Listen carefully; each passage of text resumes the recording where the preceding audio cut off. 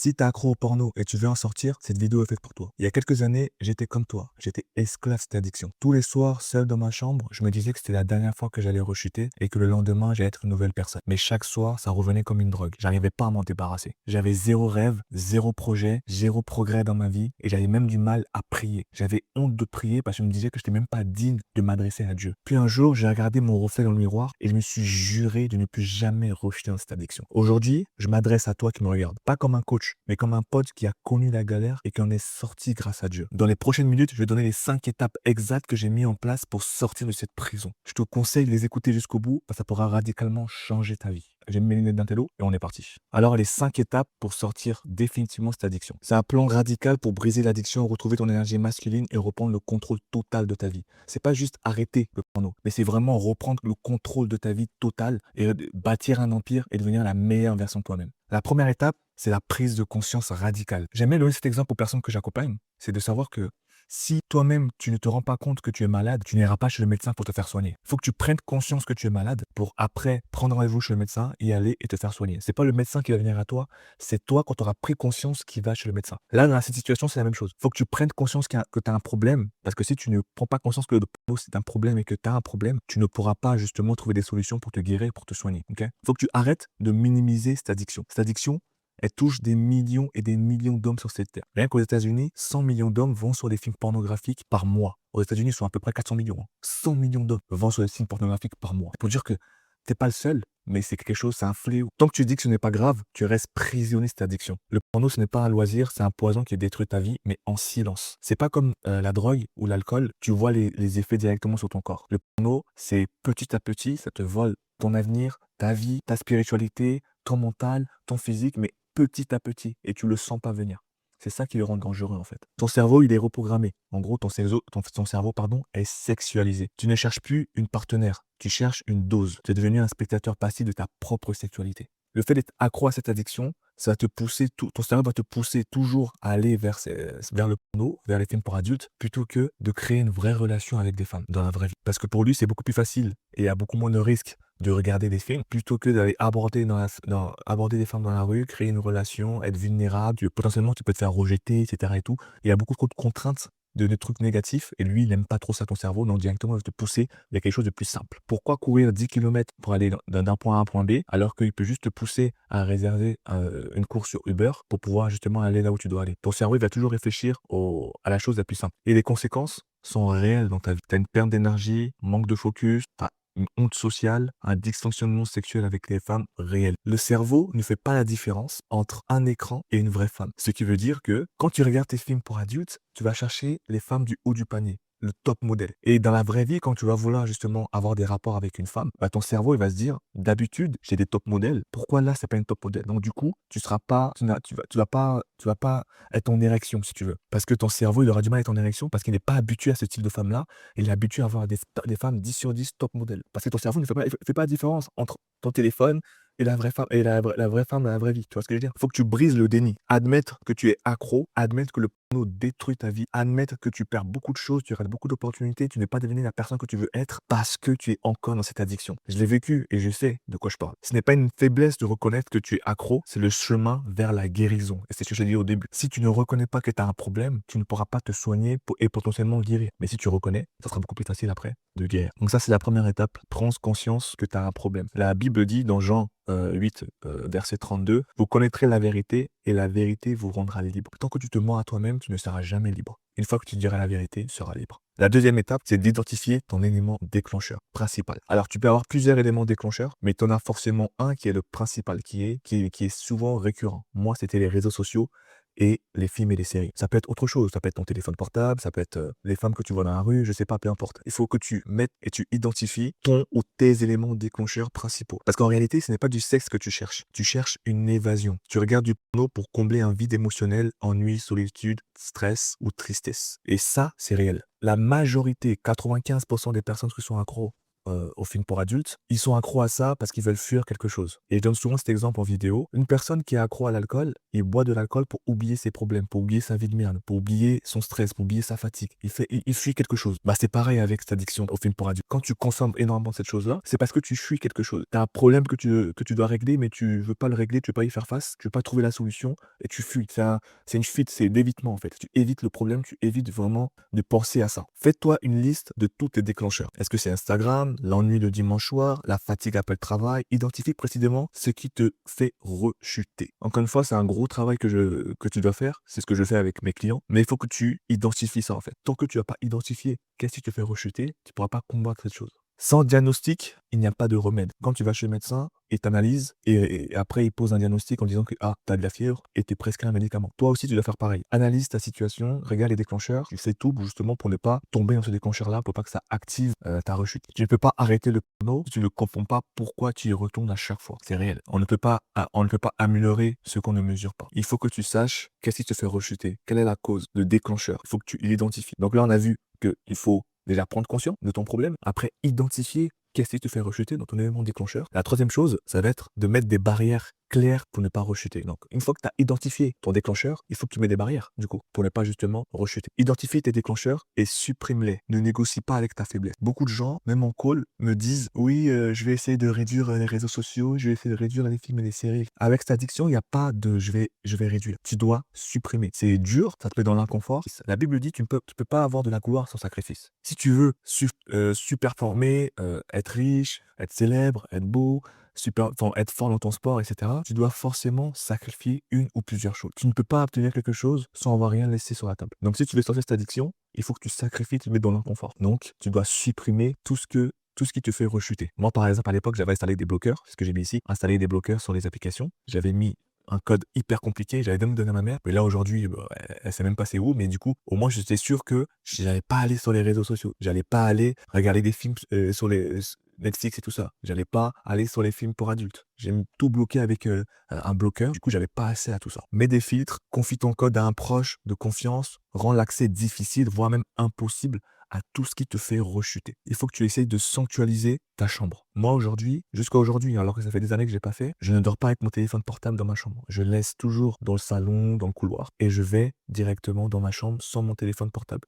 C'est ma montre qui me réveille les matins. Mais je prends pas mon téléphone portable dans ma chambre. Mon téléphone est interdit. Donc toi aussi, interdit. Téléphone interdit la nuit. Achète un vrai réveil. Coupe les réseaux sociaux pendant ta désintox. Des personnes qui sont accro à la drogue, quand ils vont en désintox, on leur met pas, ils regardent pas des films avec des personnes qui vendent de la drogue ou qui se shootent. Non. Ils vont regarder des films où il n'y a rien de tout ça. Si toi, en plein désintox, tu es en train de faire tout pour sortir ton addiction, mais tu regardes des films où il y a du sexe, gars, tu te tiens une balle dans le pied, en fait. C'est pas un désintox, tout ce que tu fais là, en fait. C'est une grève, peut-être, je sais pas, mais c'est pas un désintox. Faut que tu sois radical. Ta volonté est limitée, ton environnement ne l'est pas. Change ton environnement pour ne plus avoir besoin de volonté. Fais comme moi et sois radical. Te prends pas la tête. Non, je vais réduire une fois chaque 2 semaines, une fois par jour. Non, sois radical. Arrête. Tout ce qui te fait rejeter, arrête. Je vais donner un exemple de, si on te disait que par exemple, si tu manges du brocoli, disons que le brocoli, c'est ton légume préféré. Et le médecin te dit que si tu en manges, ça va aggraver par exemple ton cancer. Je touche du bois, j'ai pas envie de un cancer, mais c'est un exemple. Si tu manges du brocoli, ça va aggraver ton cancer. Est-ce que tu vas dire au médecin, ok, ça marche, bah, je vais en manger de moins en moins? Tu vas pas lui dire ça. Et même toi-même, tu vas pas le faire derrière le dos du médecin. Parce que tu sais très bien que si tu manges,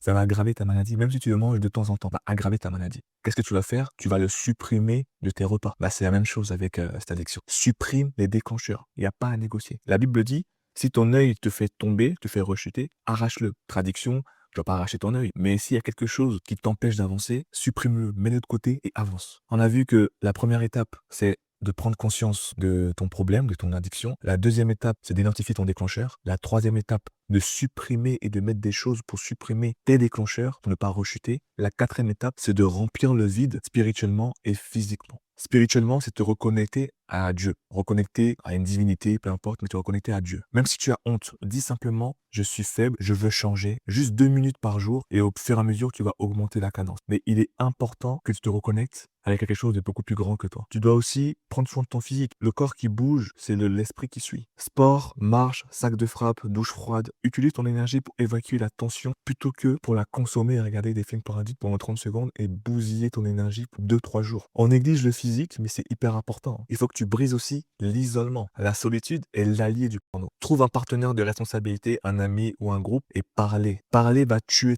la honte que tu as. Moi, quand j'en ai parlé à ma mère la première fois, bah, le porno avait beaucoup moins d'emprise sur moi. Mes pulsions je pouvais contrôler mes pulsions, alors qu'avant, j'arrivais pas à contrôler mes pulsions. Mais le fait d'avoir dit à quelqu'un, je pouvais contrôler mes pulsions, et cette personne, donc, qui est ma mère, m'aidait. Elle m'appelait pour me dire, oui, Kevin, ça va, tu sens bien, etc. et tout. Il est important que tu en parles. La majorité des personnes qui sont accro à cette addiction n'en parlent à personne. Ils sont tout seuls à cette addiction, ils regardent des vidéos sur YouTube pour essayer de trouver des astuces, des hacks et tout ça, et essayer de le mettre en pratique tout seul. Mais tout seul, tu n'y arriveras pas. C'est trop compliqué. Il faut que tu sois entouré, il faut que tu aies quelqu'un qui pourra te suivre. Et si tu veux que je t'accompagne à sortir cette addiction, à reprendre le contrôle total de ta vie, n'hésite pas à réserver un appel avec moi de 30 minutes. Comme ça, on pourra partir sur un plan clair, personnalisé et structuré pour toi. Parce que sans cadre, sans structure, sans suivi, ça va être difficile pour toi de sortir de cette addiction. Il faut que tu en parles à quelqu'un. Si tu veux aussi parler à quelqu'un, j'ai mon compte Instagram où je suis très actif dessus et tu peux venir me parler directement en DM. C'est beaucoup plus intime et privé. Comme ça, on pourra voir ce qu'on peut faire de ta situation. Mais il est important que tu puisses en parler aux gens. Hyper important. Alors, j'ai pas dit de parler avec tout le monde, mais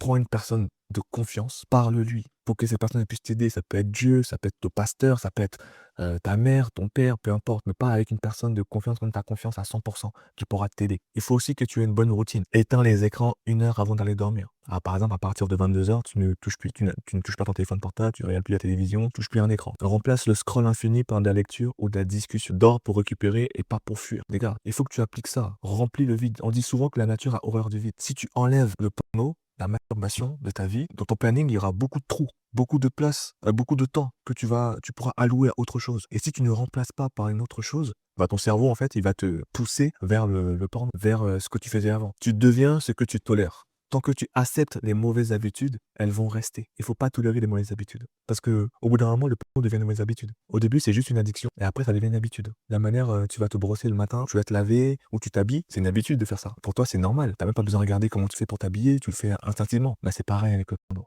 Tu sais sur quel site aller, comment il faut chercher, etc. C'est instinctif, c'est une habitude. Mais c'est une mauvaise habitude qu'il faut supprimer. Il faut haïr. À l'aide de Dieu, avec l'aide de quelqu'un, enfin peu importe, tu dois supprimer cette mauvaise habitude. Donc si je récapitule, il faut prendre conscience de ton addiction, identifier les déclencheurs, supprimer les déclencheurs, remplir le planning, enfin ton emploi du temps qui s'est allégé du coup vu que tu as supprimé le porno, tu le remplisses par le physique, par le spirituel, tu le remplisses par autre chose.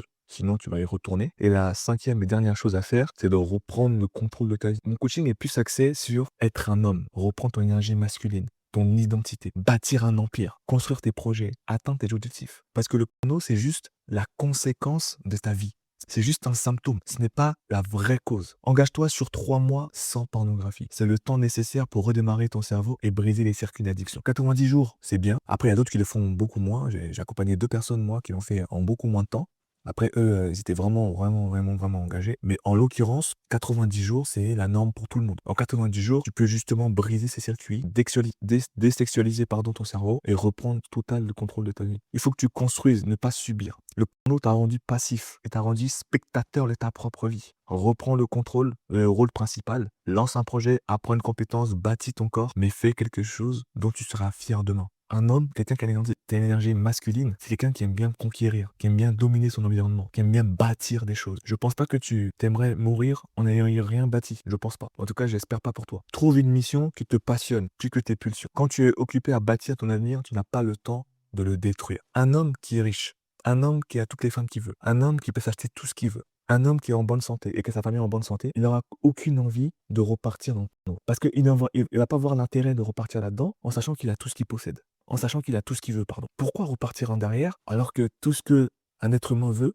il l'a. Tu dois bâtir une vie tellement aimante, tellement puissante que tu n'auras pas envie de repartir dans le porno. Et c'est ce que j'enseigne et c'est ce que je fais avec les personnes que j'accompagne. Bâtir une vie tellement aimante que ça te paraîtra stupide de revenir dans le porno. Tu as déjà tout ce qu'il faut en toi. Force, amour et contrôle. Il est temps de l'utiliser. La Bible dit que Dieu dit que tu nous as pas donné un esprit de peur, mais de force, d'amour et de maîtrise de soi. C'est-à-dire que dès lors que tu es né, Dieu t'a donné un esprit de force, d'amour et de maîtrise de soi.